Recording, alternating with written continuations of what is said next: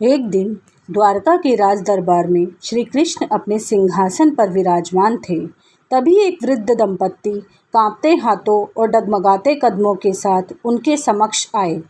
आंखों में आंसू थे और दिल में पीड़ा।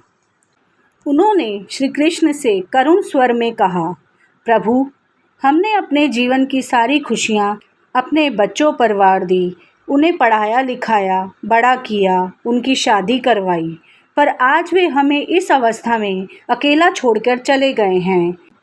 अब हमें ना उनकी खबर मिलती है और ना कोई हालचाल। हमने ऐसा क्या किया जो आज हमारे अपने ही हमें त्याग चुके हैं। श्री कृष्ण कुछ क्षण शांत रहे, फिर मुस्कुराते हुए बोले, एक कहानी सुनाता हूँ, ध्यान से सुनिए। कहानी का शीर्षक है एक पेड़ और उसके पत्ते। एक बीज था जिसे किसान ने बड़े प्रेम से बोया। वह बीज धीरे धीरे अंकुर बना, फिर पौधा और फिर एक विशाल वृक्ष। उस वृक्ष की छांव में किसान बैठता, विश्राम करता, उसकी छाया से आनंद पाता। वृक्ष पर धीरे धीरे सुंदर हरे पत्ते आए। किसान ने उन पत्तों को बड़े प्रेम से सींचा, पर समय बदला और पत्ते हरे से पीले हुए। फिर हवा चली और वे एक एक करके उड़ गए। किसी ने उस वृक्ष की ओर देखा तक नहीं, वह अकेला खड़ा रह गया।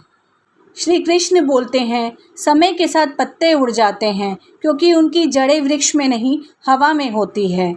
आज के बच्चे भी वैसे ही हैं। जब तक उन्हें ज़रूरत होती है आपके पास रहते हैं। जैसे ही उन्हें लगता है कि वो आत्मनिर्भर हो गए हैं, वे उड़ जाते हैं क्योंकि उनकी जड़ें मूल्य और सेवा में नहीं, स्वार्थ और स्वतंत्रता में होती है। बूढ़ी माँ ने रूंधे गले से पूछा, तो क्या हम अपने बच्चों से कुछ अपेक्षा ना रखें?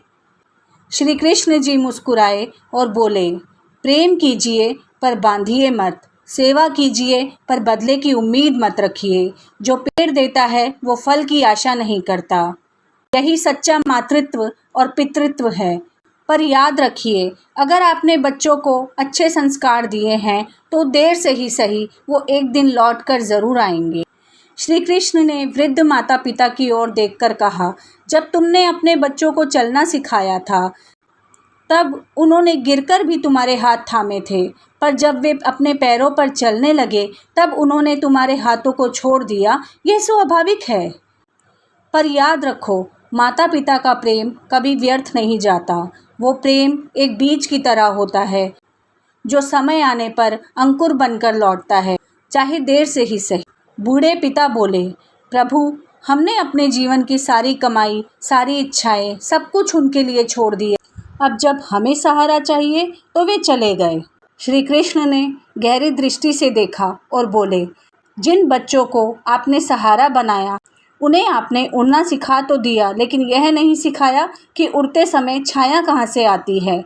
संस्कार केवल पढ़ाई से नहीं, जीवन के उदाहरणों से भी आते हैं। यदि आपने उन्हें यह सिखाया होता कि वृद्ध माता पिता जीवन की नींव है तो वे आपसे दूर कभी नहीं जाते।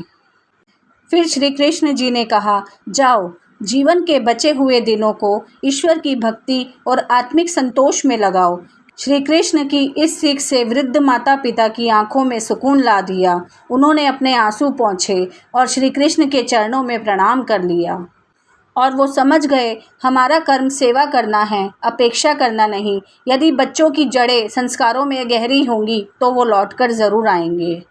तो दोस्तों, इस कहानी का अंतिम संदेश आपको सुनाती हूँ। जिस दिन बच्चे समझेंगे कि माँ बाप की छाया मंदिर की छाया से कम नहीं, उस दिन से